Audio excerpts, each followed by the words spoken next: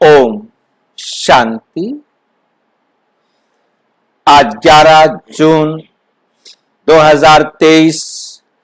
आज की अव्यक्त मुरली निश्चय बुद्धि की निशानियां। निश्चय बुद्धि की निशानियां। निश्चित, विजयी और सदा निश्चिंत स्थिति का अनुभव। निश्चय बुद्धि की निशानियां, निश्चित, विजयी और सदा निश्चिंत स्थिति का अनुभव। ये बाबा ने मुरली चलाई थी 9 जनवरी 1995 को।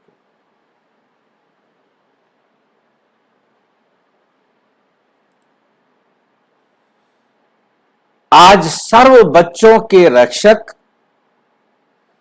और शिक्षक बाप दादा अपने सभी ब्राह्मण बच्चों के फाउंडेशन को देख रहे थे। किनको देख रहे थे? ब्राह्मण बच्चों, सभी आत्माओं के नहीं, जो ब्राह्मण बने हैं उन बच्चों के फाउंडेशन को देख रहे थे। ये तो सभी जानते हो कि वर्तमान श्रेष्ठ जीवन का फाउंडेशन निश्चय। जिनको निश्चय है ब्राह्मण जीवन बाबा पर, तो उनका ब्राह्मण जीवन अच्छा, सदा खुश। जहां निश्चय की कमी है तो उनके पास वो आनंद, सुख, शांति, खुशी का अनुभव भी उतना कम। फाउंडेशन पक्का है, जितना निश्चय रूपी फाउंडेशन पक्का है उतना ही आदि से अब तक सहज योग। जिनका फाउंडेशन पक्का है वही जो है सहज योगी। निर्मल स्वभाव, और उनका स्वभाव कैसा है? निर्मल। शुभ भावना की वृत्ति, उनकी वृत्ति है शुभ भावना वाली। हर एक आत्मा के प्रति उनकी वृत्ति क्या है कि उसका भी कल्याण हो, वो भी अपने पिता परमात्मा से अपना अधिकार ले ले। और आत्मिक दृष्टि सदा नेचुरल रूप में अनुभव होती है। हर समय चलन और चेहरे से उनकी झलक अनुभव होती है। उनके चेहरे से और उनकी चलन से क्या दिखाई देती है? झलक अनुभव होती है। क्योंकि ब्राह्मण जीवन में सिर्फ जानना नहीं है कि मैं ये हूं, मैं सिर्फ जानना नहीं है। ब्राह्मण जीवन का मतलब ये नहीं कि हमने जान लिया बाप कौन है, आत्मा कौन है, सृष्टि चक्र क्या है। जानना नहीं है कि मैं ये हूं, मैं आत्मा हूं और बाप ये है, और बाप ये है। लेकिन जानने का अर्थ है जो जानते हैं वो मानना और चलना, वो मानना और चलना। बाप दादा देख रहे थे कि जो भी बच्चे अपने को ब्राह्मण कहलाते हैं वो सभी ये पलक से कहते हैं कि हम निश्चय बुद्धि हैं, हम निश्चय बुद्धि हैं।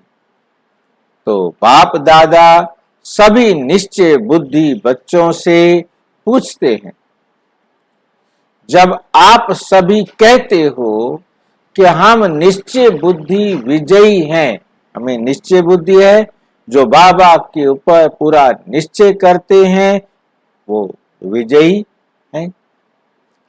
तो कभी विजय कभी हार क्यों होती है? जब तुम्हारा निश्चय है और तुम कहते हो कि हम निश्चय बुद्धि विजयी हैं, फिर हार क्यों होती है?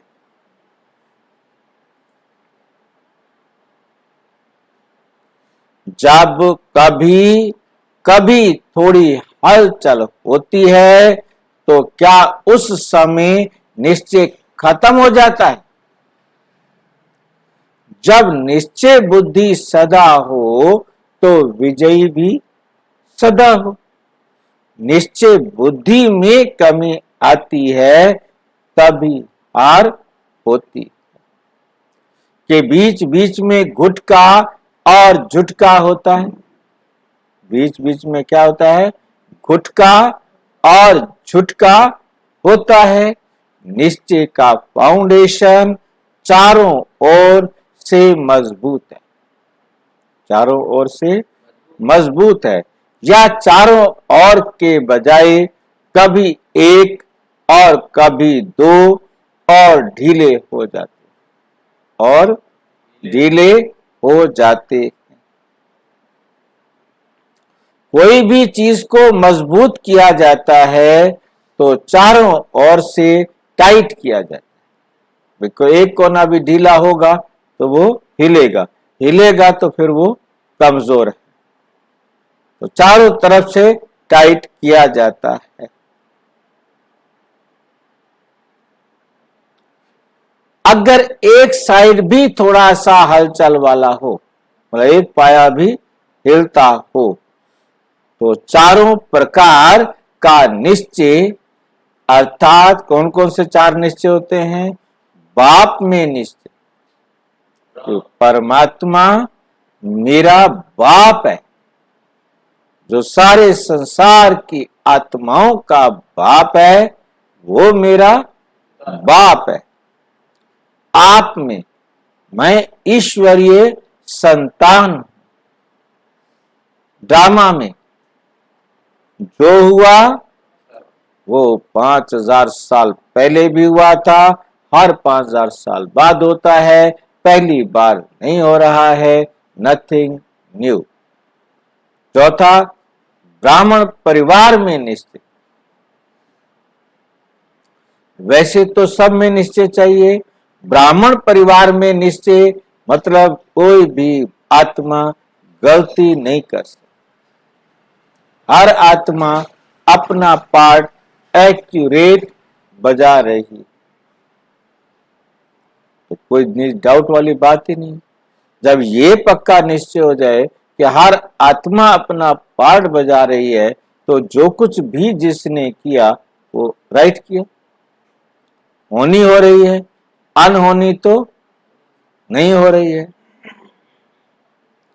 ये चार ही तरफ के निश्चय को जानना नहीं, चार ही तरफ के निश्चय को जानना नहीं, लेकिन मान कर चलना है, मान कर चलना है। अगर जानते हैं लेकिन चलते नहीं हैं तो विजय डगमग होती, तो विजय डगमग होती। जिस समय विजय हलचल में आती है तो चेक करना कि चारों तरफ से कौन सा तरफ हलचल भी। जब भी कोई हलचल आती है तो चेक करना कि चारों तरफ से कौन सी तरफ हलचल है। बाप दादा देखते हैं कि कई बच्चों को बाप में पूरा निश्चय है, इसमें तो सारे पास है, लेकिन अपने आप में जो निश्चय चाहिए उसमें अंतर पड़ जाता है। अपने आप में जानते भी हैं, कहते भी हैं कि मैं आत्मा हूं, मैं शांत स्वरूप आत्मा हूं, पवित्र आत्मा हूं। लेकिन जो जानते हैं, मानते हैं, वो स्वरूप में, चलन में, कर्म में हो। मानते हैं कि मैं शांत स्वरूप आत्मा, और थोड़ी थोड़ी देर में अशांत हो जाए। समझे अपने आप को, मैं कहे अपने आप को मैं ज्ञान स्वरूप आत्मा, और चलते वक्त उल्टे सीधे काम करे। फिर क्या ज्ञान है, क्या समझ है उसके पास? इसमें ही अंतर पड़ जाता है। एक तरफ सोचते हैं मैं मास्टर सर्वशक्तिमान, फिर प्रार्थना करने जाते, बाबा के पास जाके बैठते, बाबा शक्ति दे दो, विश्व कल्याणकारी हूं, बाबा थोड़ा रहम करो मुझे। बाबा रहम ना करे, बाबा शक्ति ना देवी।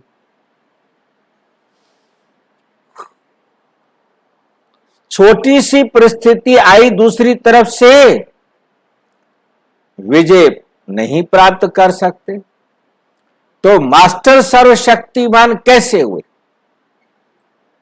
फिर वो कैसे सर्वशक्तिमान है? लेकिन ये परिस्थिति बहुत बड़ी है। क्या कहते हैं तो मास्टर सर्वशक्तिमान, कहते लेकिन ये परिस्थिति बहुत बड़ी है, ये बात ही ऐसी है। तो क्या ये निश्चय है कि सिर्फ जानना है? ये बात बड़ी है तो जानना चाहिए ना पहले, लेकिन मानकर चलना नहीं है। कहते हैं व सोचते हैं कि मैं विश्व कल्याणकारी हूं, लेकिन विश्व को तो क्या, विश्व को तो छोड़ो, स्वयं कल्याण में भी कमजोर है, अपना ही कल्याण करने में क्या है, कमजोर है। अगर उस समय कहो कि क्या स्वयं को परिवर्तन कर स्वयं कल्याणकारी नहीं बन सकते, तो जवाब देते हैं कि है तो विश्व कल्याणकारी, लेकिन स्वयं कल्याण बहुत मुश्किल है। ये मेरी जो आदत है ना, ये बदलना मुश्किल है। तो उसे विश्व कल्याणकारी कहेंगे या कमजोर कहेंगे? तो स्व में भी परिस्थिति प्रमाण, समय प्रमाण, संबंध संपर्क प्रमाण, निश्चय स्वरूप में आए, ऐसे निश्चय बुद्धि की विजय हुई ही पड़ी है। जैसे सभी को ये पक्का निश्चय है कि मैं श्रेष्ठ आत्मा हूं। इसके लिए कोई दुनिया के वैज्ञानिक भी आपको हिलाने की कोशिश करें कि आत्मा नहीं शरीर हो, तो मानेंगे? मानेंगे नहीं ना, और ही उसको मनाएंगे कि तुम आत्मा हो। तो जैसे ये पक्का है कि मैं शरीर नहीं हूं, मैं आत्मा हूं, और कौन सी आत्मा हूं, ये भी पक्का है। ऐसे निश्चय बुद्धि की विजय भी इतनी निश्चित है। हार असंभव है और विजय निश्चित। और ये भी निश्चित है कि बातें भी अंत तक आनी है, बातें भी अंत तक आनी है। लेकिन उसमें विजयी बनने के लिए एक ही समय पर चारों ही तरफ का नियंत्रण